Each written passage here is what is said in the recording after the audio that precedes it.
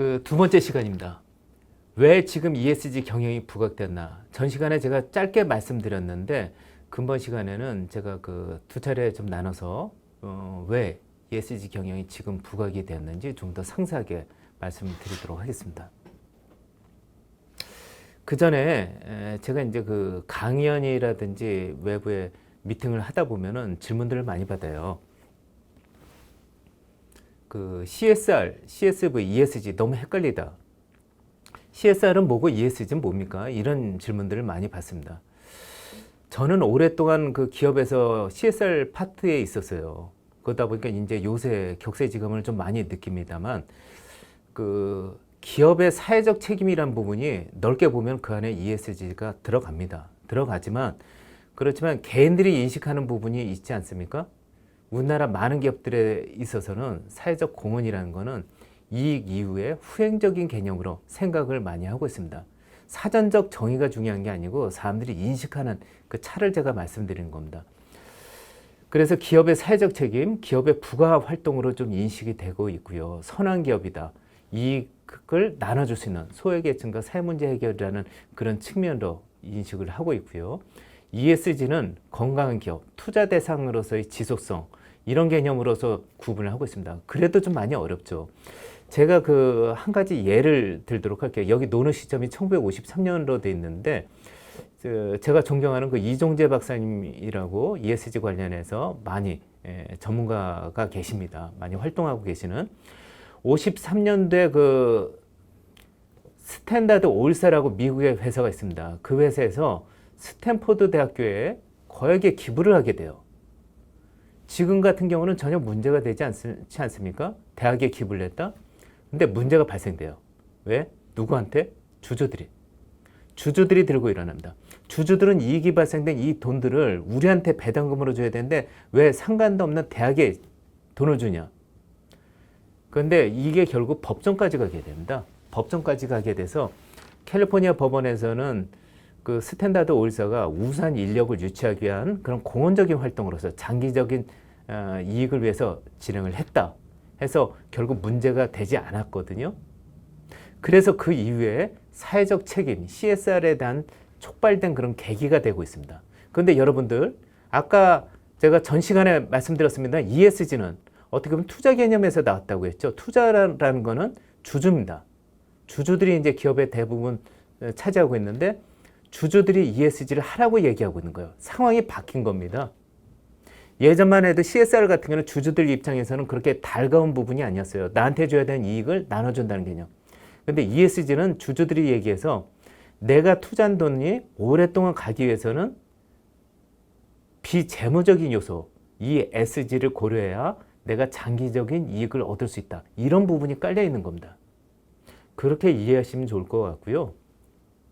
CSV가 중간에 있는데 CSV는 뭐냐? 이건 이제 마이클 포터 교수가 얘기를 한 부분입니다. 왜냐하면 CSR이 너무 사회적 공헌, 후행적인 개념이 있다 보니까 기업들 입장에서는 적극적이지가 않아요. 저도 이제 그 CSR 파트에 있었습니다만 기업에서 그렇게 중요한 핵심 부서로 인식이 됐었다고 생각이 안 됩니다. 그러다 보니까 좀 보수적으로, 소극적으로 움직이다 보니까 마이클 포터 교수는 좀 더 적극적으로 끌어내기 위해서 창의적으로 경제적 이익도 걷고 그리고 사회적 공헌 활동도 할 수 있다. 이렇게 얘기를 한 겁니다. 예를 들어 보면 이제 네슬레라는 기업이 있는데요. 네슬레의 식품기업 같은 경우는 그 아프리카 같은 경우 농가에 원재재를 공급을 받게 되는데 거기에 농기구를 제공하고 그리고 교육을 시키는 겁니다. 그래서 좀 더 품질 좋은 원재재를 얻고 재료를 지속적으로 공급받을 수 있는 거죠. 이런 게 좋은 CSV 사례로 얘기되고 있습니다. 그 혹시 엑슨 발데조 사건 들어보셨나요? 1989년도 22만 톤의 원유를 실은 엑슨 발데조가 알래스카 해안에서 좌초됩니다. 저 사진에 보이는 배입니다. 원유 4만 톤이 해안가에 뿌려지고요. 정화 작업에만 최대 150억 달러의 경제적 피해를 본 환경오염의 대표적 사건입니다. 이게 돈만 그럴까요? 이런 생태계 자체도 많이 파괴가 됐다는 얘기죠. 그러다 보니까 많은 환경단체에서 들고 일어납니다. 지금 이제 기업들에서 많이 쓰고 있는 지속 가능 경영 보고서라는 게 있습니다. 근데 지속 가능 경영 보고서의 기본적인 프레임은 GRI 스탠다드 기준으로 하고 있어요. 이제 내년부터는 GRI 2021 기준으로 하겠습니다만, GRI는 글로벌 리포팅 이니셔티브의 약자입니다. 기업이 어떠한 환경적인 문제라든지 이런 부분 관련해서 정당한 정보들을 제공을 해야 된다는 얘기죠. 그거에 대한 어떤 스탠다드를 잡는 기관인데, 그게 1997년에 설립되는 계기가 됩니다. ESG, 제가 이제 기업들이 인식을 갖게 되는 부분을 우선은 기본적인 스토리를 제가 짧게 좀 정리를 한 부분입니다. 앞서서 제가 53년도 스탠포드 대 사건을 잠깐 얘기를 했고요. 그리고 브런트란트 보고서 87년도 제가 말씀드렸죠. 그리고 또 하나 중요한 게 94년도 TBL이라는 용어입니다. 영국 컨설턴트 존 엘킹턴이 얘기를 했는데, 기업의 지속 가능성, 제가 아까 말씀드리지 않았습니까? 기업의 지속 가능성, 지속 가능 발전 부분에 대해서 추구를 해야 되는데, 그렇다면 그 기준이 되는 게 있어야 되지 않습니까? 존 엘킹턴은 기업한테 이 세 가지를 얘기한 겁니다. 프라핏, 피플, 플래닛. 그래서 이거를 트리플 바텀 라인이라고 하는데, 이 세 가지를 고려한 경영을 해야 기업이 지속 가능하다는 얘기죠. 이익을 고려해야 되지 않습니까? 당연히 이익이 돼야 되는 거고요. 그리고 사람을 고려한 경영을 해야 되고, 그리고 지구, 환경을 고려한 경영을 해야 지속 가능하다고 얘기를 한 겁니다. 그래서 GRI 스탠다드 기준으로 보면 아직까지 이 사람, 지구를 중심으로 하고 있습니다. 이건 앞으로도 계속 지속될 거라고 생각이 들고요. 97년도 UNEP에서 UNEP 중심으로 GRI 설립이 되고요. 그리고 2006년도에 드디어 이제 UNPRI에서 책임 투자 원칙을 발표합니다. 이때 이제 ESG 시작이라고 얘기를 하고 있습니다. ESG란 용어는 엄밀하게 말씀드리면 2004년도에 시작된 겁니다. 2004년도에 UN 글로벌 컴팩에서 이제 처음 사용한 부분인데요. 2006년도에 UNPRI 원칙이 발표되면서 더 확산됐다고 그렇게 이해하시면 좋을 것 같습니다. 그리고 2015년도 UN SDG 반기문 총장님이 계실 때 17개의 지속 가능한 발전 목표를 제시합니다. SDG에 대한 얘기도 좀 많이 들으실 거예요. SDG는 이렇게 생각하시면 됩니다. 전 지구가 계속 지속 가능하기 위해서 추구해야 되는 17개 과제, 전 지구가 추구하는 겁니다. 반면에 ESG는 기업이 추구하는 겁니다. 그래서 이화여대 윤정구 교수께서는 SDG를 이렇게 표현하시더라고요. 전 지구를 둘러싸는 울타리, 지구를 보호하기 위한 울타리가 SDG고, 기업을 지키기 위한 울타리가 ESG다. 좀 이해되시나요? 이렇게 이해하시면 좋을 것 같습니다. 그리고 2017년도에 기후변화 관련 재무정보 공개 협의체 TCFD가 설립이 되고요. 2019년도에 BRT, 제가 이후에도 말씀드리겠습니다만, 이해관계자 자본주의를 표방하게 됩니다. BRT는 사실 우리나라의 정경련 같은 미국의 기관입니다. 월마트, 아마존 같은 많은 기업인들이 참가하고 있는 회의체인데요. 기존의 주주 중심의 자본주의에서 이해관계자 자본주의를 극적으로 선언하는 그런 계기점이 또 ESG를 촉발하는 그런 계기가 됩니다. 그리고 2021 작년에 COP26이 있었거든요. COP라는 거는 국가 간에 관련한 어떤 기후 관련한 어떤 협의체 같은 거라고 이해하시면 될 것 같습니다. 근데 이게 매년마다 발생되고 있거든요. 아까 말씀드렸던 제가 SDG 같은 경우도 2015년도에 발생됐는데, 그때 또 파리협약이라는 게 있었습니다. 그리고 97년도 교토협약이 있었는데, 다 마찬가지 COP에서 협약이 돼서 만들어진 걸 그렇게 이제 표현을 하고 있는 겁니다. COP26 같은 경우는 영국 글래스고에서 있었거든요. 근데 이때 발생됐던 부분이 석탄을 2025년까지 단계적 감축하겠다, 이런 부분들, 그리고 이산화탄소 저감 장치 없는 석탄 발전 단계적 감축, 그리고 인도는 2070년까지 탄소 중립을 선언하는 그런 부분들이 이슈화되고 있습니다.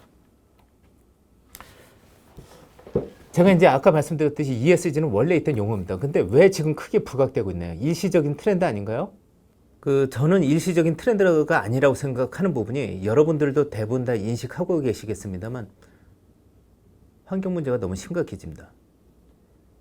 작년보다 올해가 안 좋았고요. 올해보다 내년이 더 안 좋아질 겁니다. 이거는 제가 확실하게 말씀드릴 수 있습니다. 작년에 유럽이 1000년 만에 기록적 폭우라고 해서 많은 물난리 때문에 많은 사망자가 발생됐습니다. 독일 기상청 학자가 유럽이 1000년 만에 기록적 폭우라고 얘기했죠. 근데 올해 어떻습니까? 올해 더 심해지지 않았습니까? 저기 사진에 보이는 부분이 알프스에 있는 마타오른 아름다운 봉우리입니다. 알프스 빙하가 녹아내려서 저렇게 암석으로 바뀌었습니다. 여러분들 그 마타오른 잘 아실지 모르겠습니다만 저는 잘 기억하고 있습니다. 옛날에 올해도 발생된 탑건 매버릭이라는 영화가 있는데 그 만든 영화사가 파라마운트사입니다. 파라마운트 시작할 때 나오는 로고가 마타오른 저 아름다운 봉우리입니다. 이전에 어떤 모습이었냐면 이런 모습이었습니다. 대단히 아름답지 않습니까?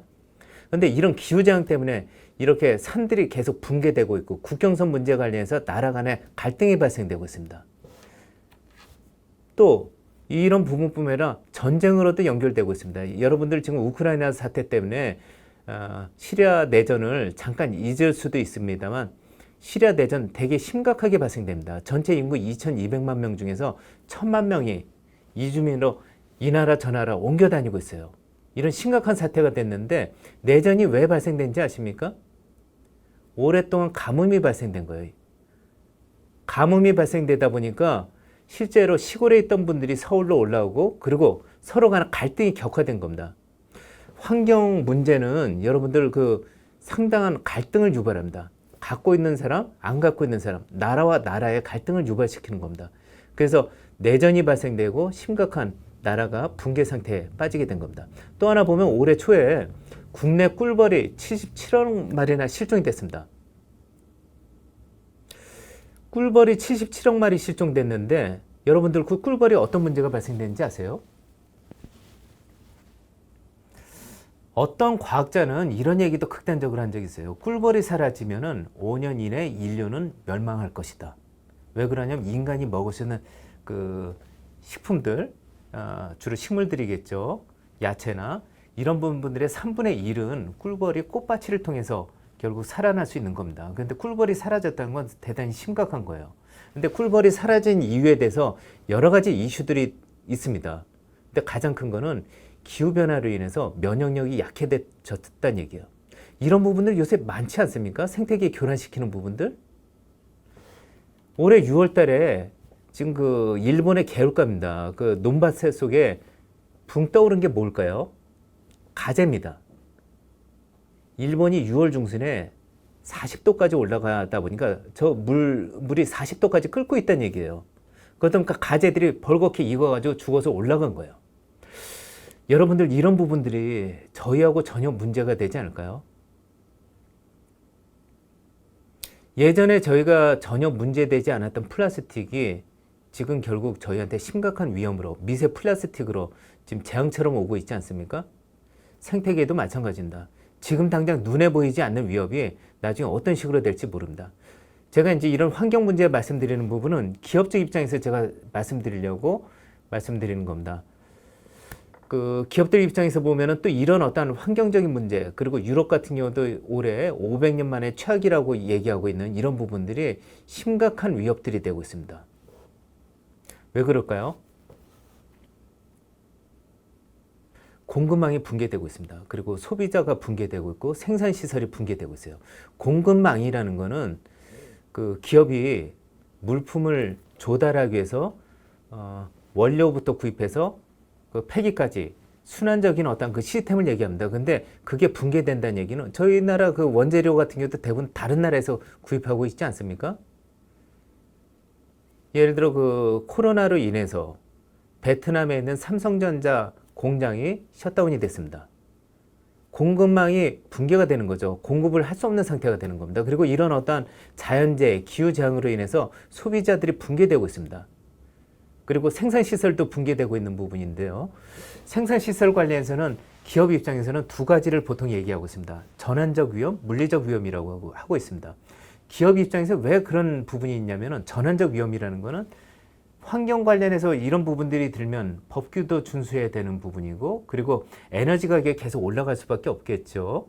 그러다 보니까 비용이 더 증가되는 부분이 있습니다. 그런 리스크를 어떻게 감지하는지, 그리고 또 물리적 위험 관련해서는 생산시설이 붕괴되는 부분들이 있겠죠. 예를 들어 해안가에 있는 어떤 공장 지역이라든지 침식이 돼서 무너질 수 있는 거고요. 그리고 이런 얼마 전에 있었던 그 포스코에서 그 물난리 때문에 지금 포스코 그 현장이 지금 완전히 제대로 복귀하기까지는 내년 상반기까지로 이해하고 있거든요. 생산시설이 완전히 붕괴되는 겁니다. 여러분들 그 기업한테는 이게 되게 심각한 문제고요. 그리고 이게 지금 당장보다는 앞으로 점점 더 커질 것이라고 저는 사실 확신합니다. 이런 정도로 제가 이제 좀 그 환경적 문제에 대한 그 기업들 상태를 좀 말씀드리도록 하고요. 다음 시간부터는 제가 그 기업의 사회적 문제 그리고 지배구조상의 문제에 대해서 계속 진행하도록 하겠습니다. 고맙습니다.